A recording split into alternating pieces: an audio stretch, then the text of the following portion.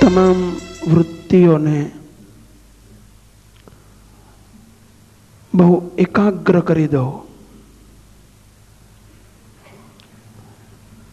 બધું જ ભૂલીને બેસો.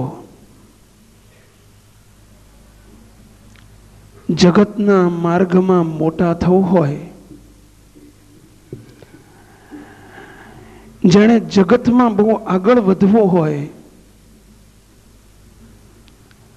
એને બહુ યાદ રાખવું પડે.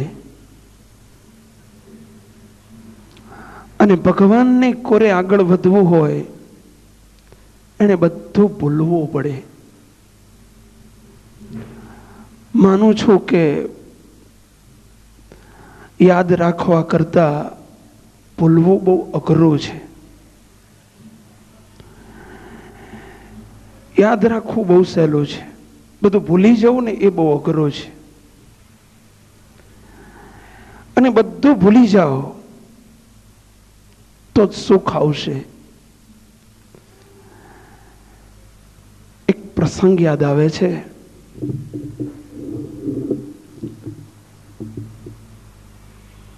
અમે લોકો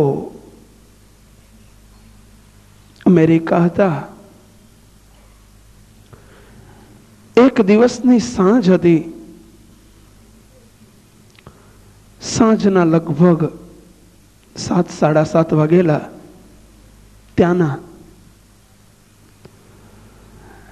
ત્યાંથી એક ભાઈને ફોન કર્યો.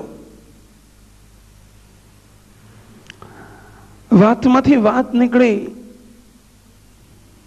કીધું અહીંયા સૂર્ય આથમી રહ્યો છે. આ ભાઈ મને કે સ્વામી નહીં, સૂર્ય ઉગી રહ્યો છે. મેં કીધું સૂર્ય આથમી રહ્યો છે. મને કે સ્વામી સૂર્ય ઉગી રહ્યો છે. કોણ સાચું? હું કહું છું સૂર્ય આથમે છે. એ ભાઈ કે ના સ્વામી સૂર્ય ઉગે છે.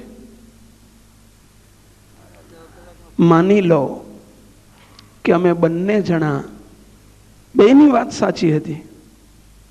ત્યાં આથમતો તો, અહીંયા ઉગતો તો. અમે બંને જણા તકરાર કરતા કરતા સૂર્યની પાસે જઈએ અને સૂર્યને પૂછીએ, ફરિયાદ કરીએ કે ભાઈ સાહેબ તમે ઉગતા હતા કે આથમતા હતા? કો જવાબ આપો. કદાચ સૂર્યનારાયણ પોતે મૂંઝવણમાં મુકાઈ જાય. જવાબ આપે કે ઉગવું ને આથમણું એ કઈ બલાનું નામ છે?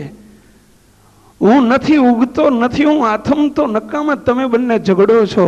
હું તો છું જ, નથી ઉગતો, નથી આથમતો, હું તો છું જ. સૂર્ય આ જ જવાબ આપે.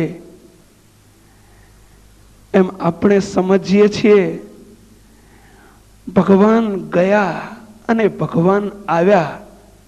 જો સૂર્ય પણ આથમતો કે ઉગતો ન હોઈ શકે તો ભગવાન પણ આવ્યા અને ગયા કદી ન હોઈ શકે.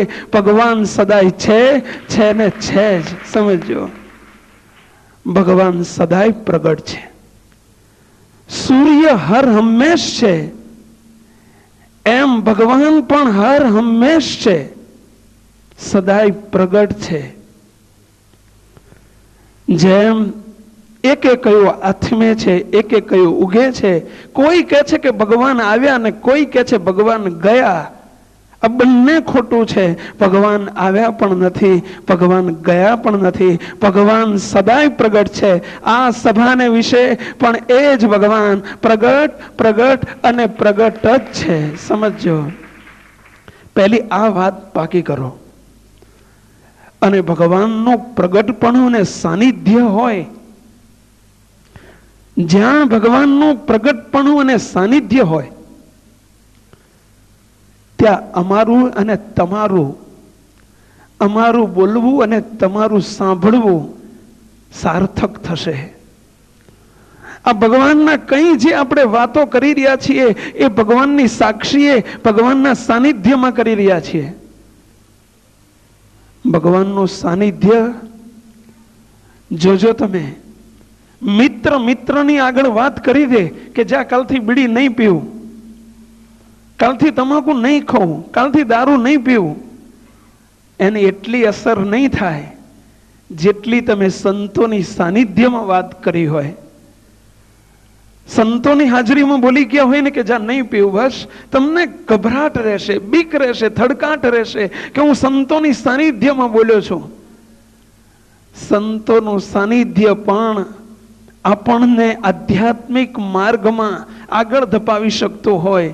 કંઈક ડર, કંઈક બીક, કંઈક ભયાનકતા તરફ લઈ જતું હોય તો પછી આ તો ભગવાનનું સાનિધ્ય પહેલું આપણે પ્રસ્થાપિત કરીએ છીએ કે આ સભામાં ભગવાન પ્રગટ અને પ્રગટ બિરાજે છે અને એના સાનિધ્યમાં અમે ને તમે બેઠા છીએ અને જે કંઈ આપણી વાતો થઈ રહી છે એમાં ભગવાન સ્વયં સાક્ષી બની ચૂક્યા છે.